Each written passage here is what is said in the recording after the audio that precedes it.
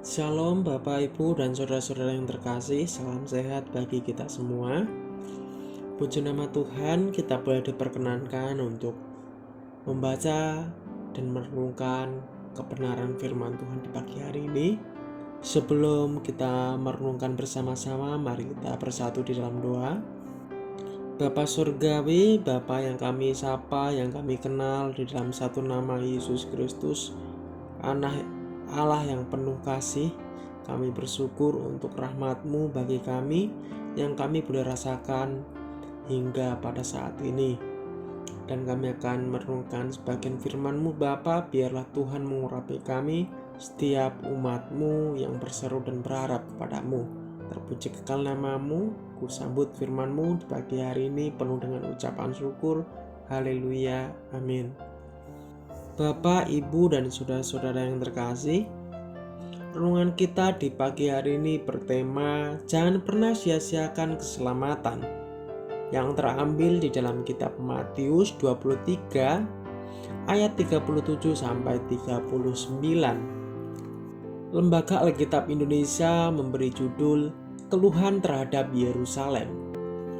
Di ayat yang ke-37, Yerusalem, Yerusalem, engkau yang membunuh nabi-nabi dan melempari dengan batu orang-orang yang diutus kepadamu.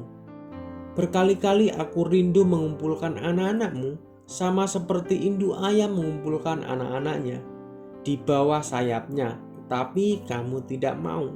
Ayat yang ke-38, lihatlah rumahmu ini akan ditinggalkan dan menjadi sunyi. Yang 39, dan aku berkata kepadamu, mulai sekarang kamu tidak akan melihat aku lagi, hingga kamu berkata, diberkatilah dia yang datang dalam nama Tuhan. Kota Yerusalem berkali-kali menolak pesan Yesus. Oleh karena itu, dengan sedih, di dalam Matius 23 ayat 37 sampai 38, Kristus harus meninggalkan mereka dan tidak akan dilihat lagi oleh Israel, hingga mereka mengakui kesalahan mereka dan meminta Sang Mesias untuk membebaskan mereka. Hal ini hanya akan terjadi ketika Israel, yaitu sisa Israel, mengalami masa kesengsaraan yang hebat dan berada dalam bahaya yang sangat besar. Di dalam Hosea 5 ayat yang ke-15 dan pasal 6 ayat yang ketiga, dan di dalam Yesaya 10 ayat yang ke-20, dan di dalam Yesaya 17 ayat yang ke-7. Tetapi pada waktu itu, sisa orang Israel dan orang terluput di antara kaum keturunan Yakub tidak akan bersandar lagi kepada yang mengalahkannya, tetapi akan bersandar kepada Tuhan yang Maha Kudus Allah Israel dan tetap setia. Pada waktu manusia akan memandang kepada Dia yang menjadikannya, dan matanya akan melihat kepada yang Maha Kudus Allah Israel.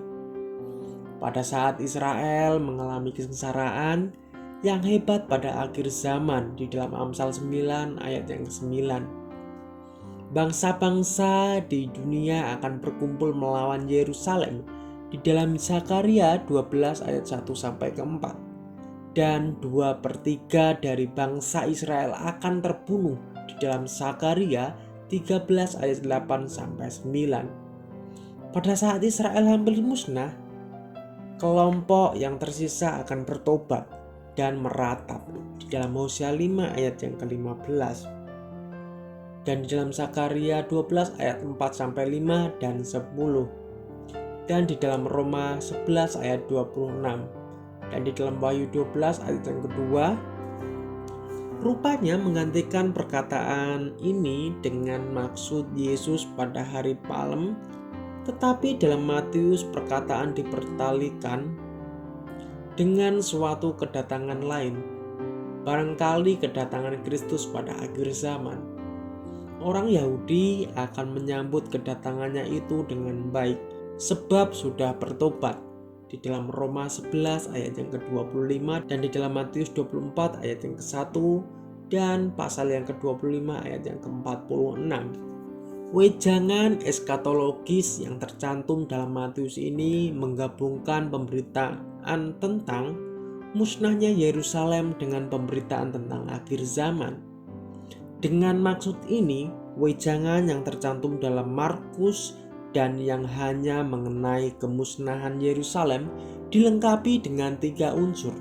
Yang pertama ditambahkan di dalam Matius 24 ayat yang ke-26 sampai ke yang ke-28 dan di dalam Matius 24 ayat yang ke-37 sampai 41 yang diambil dari sebuah wejangan tentang kedatangan anak manusia yang juga dipergunakan di dalam Lukas 17 ayat ke-22 sampai 37. Yang kedua, Matius menyadur Markus dengan menyisipkan parusia di dalam Matius 23 ayat yang ketiga dan 27, 37 dan 39. Istilah parusia tidak pernah dipakai dalam keempat Injil kecuali di sini di dalam Matius 24 ayat yang ketiga dan di dalam 1 Korintus 15 ayat yang ke-23.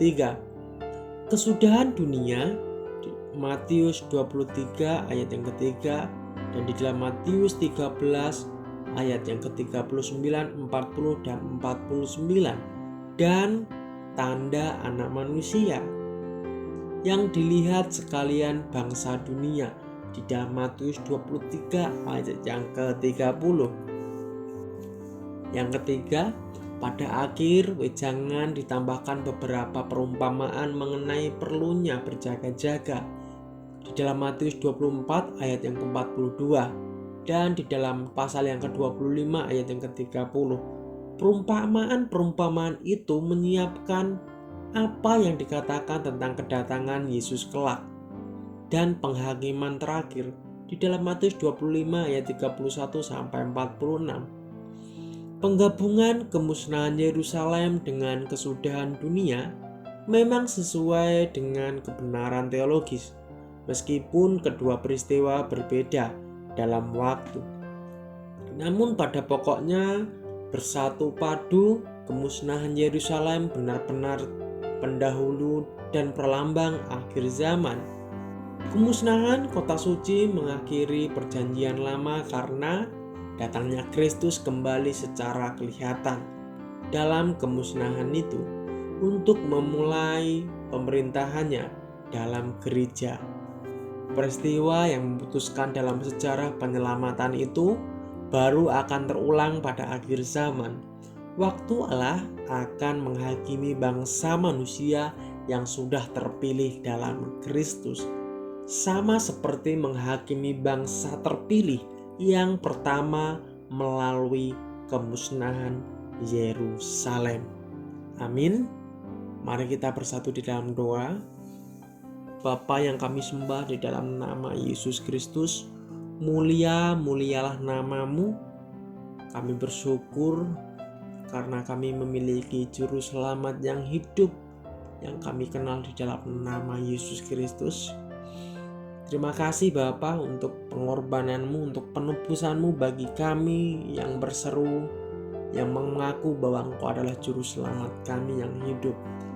Kami berseru dan bersepakat di pagi hari ini Bapa bahwa Engkau adalah juru selamat kami yang hidup. Terima kasih, kami akan melanjutkan aktivitas kami. Kami mohon kemurahan Tuhan saja yang memberkati kami. Terpuji kekal namamu.